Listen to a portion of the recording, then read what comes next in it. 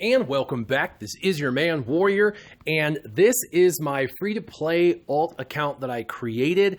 I wanted to play from the very beginning. I've now going in through day 3, and I wanted to kind of talk about a lot of stuff, basically where I'm at, what I'm doing, what my development looks like, and I want to give you a sneak peek into the first pillar of my pillar system that I am revamping for 2019. I'm pretty excited about it. Now, you can see I am level 36 after 3 days. I think that's pretty decent. I'm really shooting for level 40 by week's end because I want to unlock Galactic War so I can start to get Zeb. Also, you can see to the right, I have everything locked still. I don't have a shard store because I don't have a 7-star character. I haven't unlocked ships yet. That's at level 60. And of course, Galactic War takes to level 40. In events, I was kind of surprised at how many events unlocked so early into the game. In fact, yesterday there was an event with the ability to earn zombie and spirit shards, and I actually was able to compete in that, and I got 3 zombie shards and 4 Night Sister spirit shards. I didn't think I'd have a team strong enough to compete, but that was a relatively easy level, so that was good. It took me like 4 goes at the altar to finally win and get my shards. But anyway, nonetheless, there are a ton of events in here. I also forgot about the basic training events. These things are really fun. They teach you about the characters, which is good for any beginner, and they give you shards of the characters you need. Like, these are all characters that are on they're either Empire or First Order or Resistance, and they're the characters that you're looking for, Rebels, so that's pretty awesome. In addition, they start to introduce ships really early on. I already have a couple of ships unlocked, and I haven't even got to ships. As you can see, I have Home 1. I just don't have Akbar. I've got Resistance X-Wing and Jedi Consular ship. Now, in the long run, I'm not going to use the Resistance X-Wing or Jedi Consular ship, but I will probably use it at the launch of ships. Now, to the left, I am in a guild. I joined my friend Robert's Force Canada guild, so shout out to Force Canada. He had me go ahead and join up so that way I could benefit from some of the benefits of a guild. Now, just as an FYI, if you don't have a 7-star character and everything they're doing is heroic, you can't actually participate because you don't have a high enough rarity. So there is mixed feelings on whether you should immediately join a guild or not. The game has beginner guilds, which will run you through beginner raids, which will give you raid rewards. However, the raid rewards are pretty low end, and in a good guild, I can request in the guild exchange and actually get what I'm requesting, whereas in a beginner guild, you can request all the gear you want. No one gives you anything, nor do they have anything to give. So it's kind of a mixed bag. You can go with a beginner guild and get some low-end raid gear, or you can go with the guild of your choice and just grind one character to 7 stars as fast as possible, as well as guild exchange. Now you're probably wondering what's the best character to take to 7 stars, and the fastest is probably going to be Chopper, and the reason is you can just basically purchase one of his every single day. That's basically 5 every single day that you get, and within a month you'll have him 7 stars, and so within a month you'll be able to start logging at least zeros on the raids that they're launching, so that way you can start to get raid rewards. Now, speaking of shipments, I did look at the shipments, and I'm kind of surprised. The shipments are definitely tiered to the level that you are at. The shards, 50 crystals for 1 shard. That is as steep as I've ever seen. This is absolute highway robbery. I can't believe anyone would actually pay, 50 for 1 for any of these characters. These are all free-to-play farmable characters, so that's crazy. But I am currently purchasing all of the gear below because obviously this is early in gear and I'm in the early game. As far as Cantina battles, it's got quite a bit of stuff in here, and I already have a priority list, of course, for every single store for the guild store. With the guild store, I am shooting for Stark, and for the squad arena, I'm shooting for Kanan, and then, of course, Chopper in this store. Now, all the rest of the stores are currently locked. Currently in arena, I am 400. My goal is to stay in the top 500. Yesterday, I got as low as about 250, but you can see everybody is roughly around my power. I'm at 8,200. These, 86, 84, 85, things like that. They're starting to get their gear and their ability mats, and so they're starting to get higher. As long as I stay in the top 500, I will continue to get 500 of these packets and 60 crystals. That's really good. I'm super happy with that. Even if I've got bumped out of the top 500, the 400 other packets of arena currency and the 50 crystals would be sufficient. But my goal long term is going to be to get into the top 200 within the first 6 months, top 200 and stay there.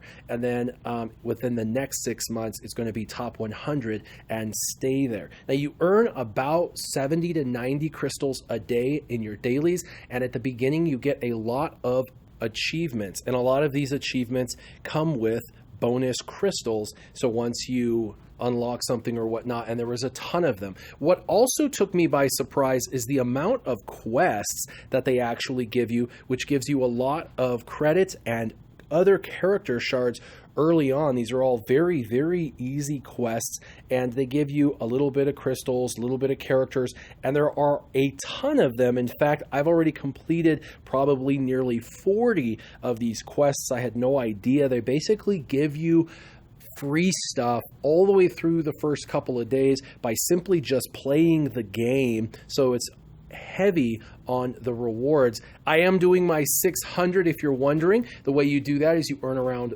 300 energy a day on your own with all the refreshes and the natural growth of energy, and then 350 refreshes so you can do light and dark side nodes for characters, so it's really easy to get your 600. With the crystals you earn daily, plus with the stuff you do in arena, provided your top 1,000, you should be able to do 3 refreshes a day. Now, I bet a lot of you are biting at the chomp to see what my first pillar system is going to be. So we're going to go in and explain it just a little bit. This is more of a taste. I will make a video, of course, for all the pillars. And let's go ahead and go into characters. Now, I don't want to waste time, energy, effort, grinding out characters that I'm not going to use in the long term. But unfortunately, when you start, you kind of have to, because you've got to develop certain characters to get to a certain point. With that said, when you go into light side and dark side battles, you can benefit by having allies that actually have high level characters. And so I have allied a lot of people, and what I was able to do was go through all of the light and dark side battles, normal and hard, and unlock them all perfect 3 stars. And so that is a really, really good thing. So that is a tip. Now, the bigger tip is have them put their character that can do AoE, or area of effect damage, in the leadership slot, and then have them go do a dark side battle or a light side battle with that leader. And then when you borrow, you get their borrowed character, and that character can do AoE damage. What that does is it allows for you to take in characters that really shouldn't be able to compete at this level, and compete because their leader can kill everyone in round 1 with an AoE. You only have to survive round 2 while the borrowed character kills everyone, and then you can go into round 3 and the AoE will kill them again. A really good one for Darkside is Asajj Ventress or Veers, because they never stop taking turns. You never have to worry about a loss. And on light side, if you've got someone with a Revan or any other AoE style character, it would work really, really well. Although CLS and JTR, they're good as well to borrow. Now, once you've got all of these unlocked, there's a couple of benefits. One, you have access to characters, important characters that you might need for down the road, but also you have access to all of the early in gear, so you can obviously gear up all the characters as you see fit. Now, when you first start out, one of the things that you're going to do is you're going to run out of sim tickets. And so anytime you are farming for a character, such as I am farming for Sabine, when you go to her node, instead of simming the node, go ahead and play it on auto battle really fast. It doesn't take very long, but auto battle it. And the reason for that, especially if you're going for gear, because any node that is a 6 energy or an 8 energy is going to put you in the negative. Anything that is above 10, 12, we're talking about 12 and above, you're going to actually start gaining sim tickets in the process. And so anything below 12, go ahead and manual battle. It's going to take just a little bit longer, but not much, a few extra minutes a day. But what it's going to do is it's going to give you a surplus of sim tickets. I currently have 63. Now this is important because to get extra sim tickets, it's 30 crystals. That is almost an entire refresh of energy. That's 120 energy. And remember at the beginning, energy is experience, period. That is what it is.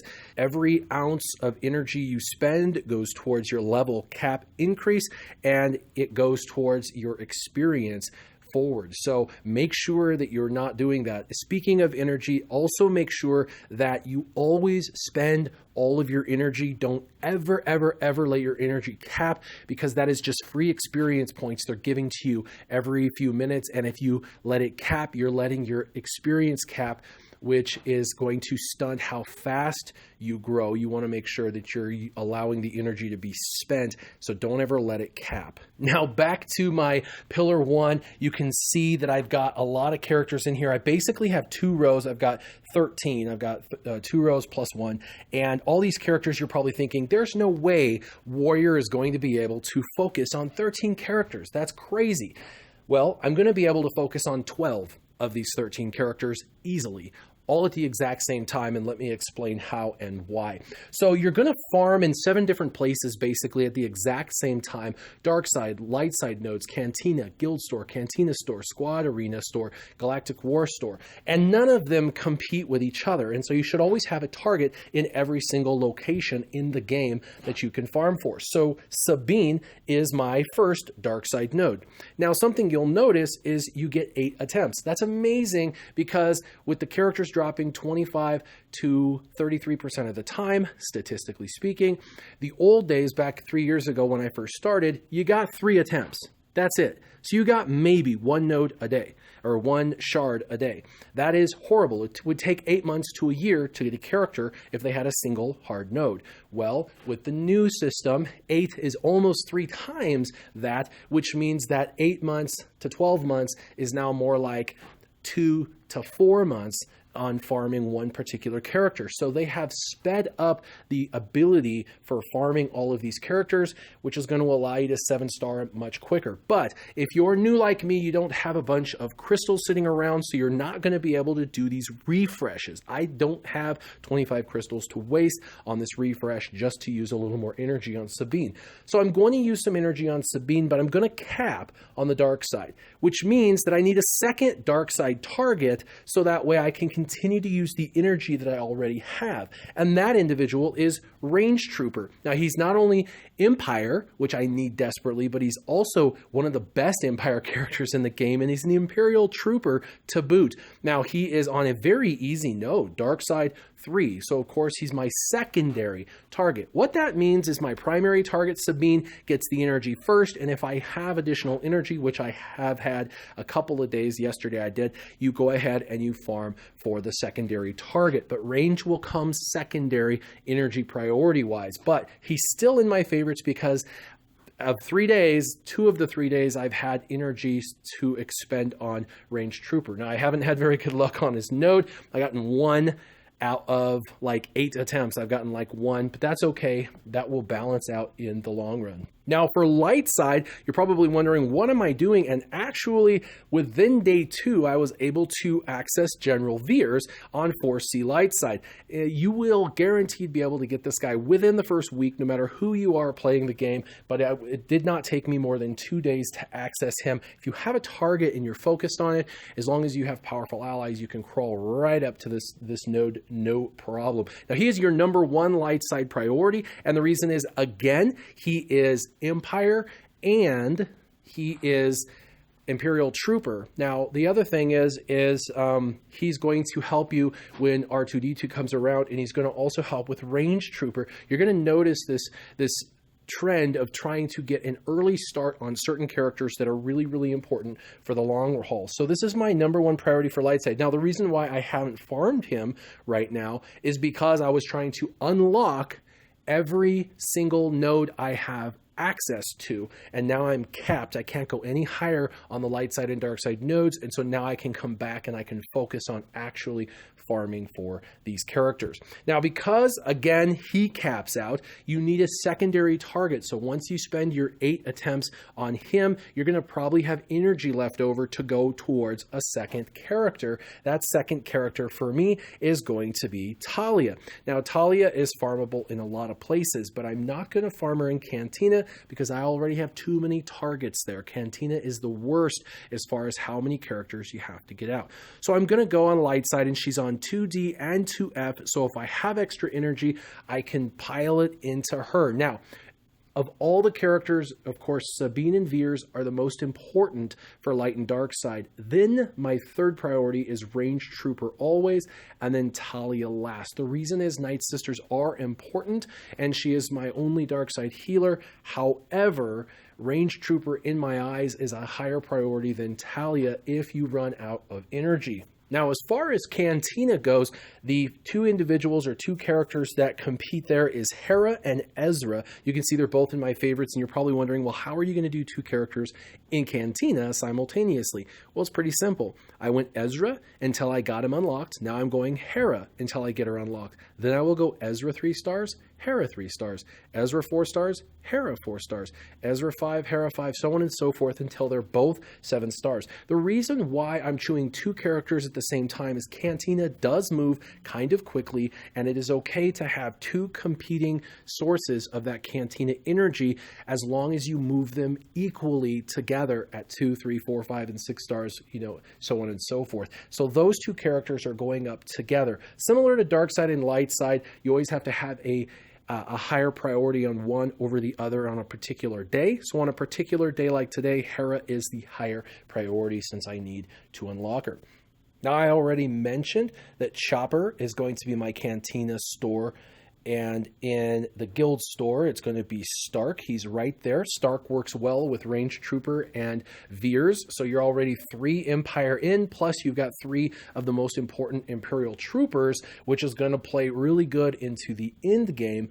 And then, of course, Kanan is going to be your number 1, which you can farm out of here, and Zeb out of Galactic War Store, which I haven't unlocked. Now, the only character I've mentioned that is in my favorites that I can't actively focus on is Grand Moff Tarkin. Now, he is in my Pillar 1 system. He's really important. He's an Empire character. You're going to want an Empire character, but you also want him for ships, and you're going to want him for just a lot of reasons. And having 6 of the Phoenix and 6 of the Empire and all of that is important because sometimes you get handicapped by having to donate or whatnot a particular character. So Sabine, Range, Veers, Talia, Hera, Ezra, Stark, Chopper, Kanan, Zeb, I can actively farm all of them at the same time for stars, which is the most important, and I can also work on their gear when gear drops in some of those nodes, as well as earned gear in the game, or if I just actively farm for some gear on a particular day. But the one that I can't actively focus on is Grand Moff Tarkin. However, what's cool is after Kanan gets up to 7 stars, and he will be one of my first 7 stars, him and Chopper will probably be my first 7 stars. After he's done, I can go into the Squad Arena store and start working on him. So while he is not someone I can work on while I'm working on Kanan, he's someone that I need to keep in the back of my mind as someone that I'm trying to unlock. Also, once Kanan is 5 stars, I will temporarily move over to Grand Moff Tarkin simply to buy him up to unlock. Then I'll move back and finish Kanan to 7 stars. And then the reason is all my characters will be unlocked, and I will be able to gear them. It is important you start working on your gear, especially the low-end gear, so you can get these characters up to gear 5 and 6 and 7 early on, even if they're only at a 4-star rate or a 5-star rate. So I will switch from Kanan to Grand Moff Tarkin, and I will forget to do that if I don't have Grand Moff Tarkin sitting in my favorites. So you're probably thinking there's a ton of characters in here, but if you notice, I have 4 Empire, 5 Dark Side characters I'm actively working on, and then all of like Ezra and everything like that. Now you'll notice the other 2 that are in this first pillar are Luke, who is Cantina, and Old Ben, who is Cantina. Cantina moves faster than most of the other as far as some of the stores move a little faster, but Cantina is going to go pretty quickly. Luke Skywalker is given to you at the very beginning, and so he's important to continue to develop. Even if you're not going to be going for his stars right away, you should still be developing his gear. And as soon as you are done with Ezra and Hera, you are going to move to Luke Skywalker and Old Ben. The way you're going to do that is you're going to focus on Old Ben by himself nonstop until unlock, and then once he's unlocked, you're going to go back and forth between Luke and Old Ben. Those two are important, and they're both rebels for the next pillar, because the next pillar you're going to get the rest of that team that's going to help you get CLS in the second phase.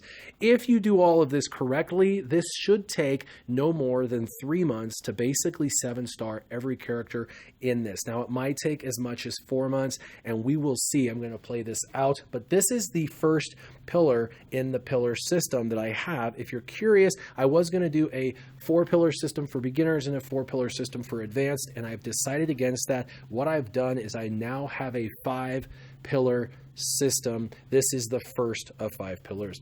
I hope this was fun. I hope you got to discover where I am at and where I've come. I haven't spent a penny in the game. Side note on spending money, there are so many amazing packs in here, and being a Kraken on my main account, it is like crazy. It's like, what? I want all these things. Really though, the only ones, if you are a new player and you're wondering, should I purchase? Truth be told, you don't need to spend any money, but the absolute best 2 deals in this entire thing is this light side and dark side starter packs. They give you $2 worth of crystals for $5, but they give you 4 light side characters, and most of these characters at the end game you're not going to use, but the jump on Stormtrooper Han is huge at 50, which is really, really big. That's enough to unlock him, and that will really help kind of jumpstart the early game. So that plus 200,000 credits, 100 sim tickets is huge in the early game, and 200 crystals,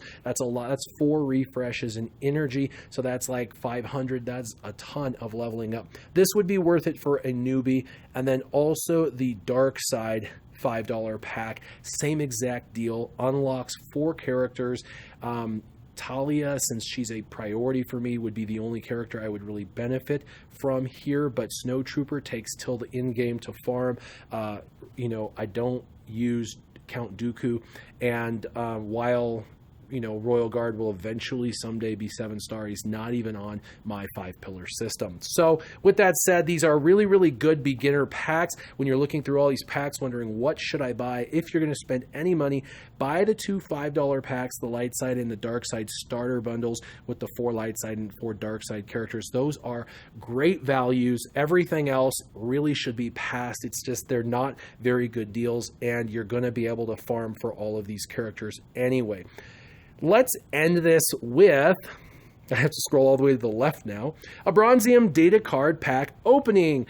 I need everything in here desperately, and I could even get Veers in here, so I am hoping that I can get something of value.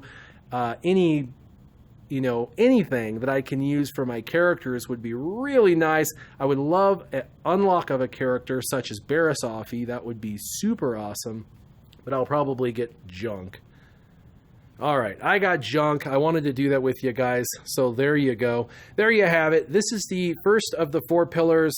This is who I am priority farming, and I have got, all of my light side and dark side battles done for now, and I'm close to Galactic War. We're going to pop back in at least once a week, maybe 2 or 3 times a week. We'll see how I have time for, so you guys can see how I am doing in the farming and the priorities. If I have things to change, I will let you know. As always, if you have any questions or comments, leave them down below. Thank you for watching this show, and as always, keep your gaming on. Warrior out.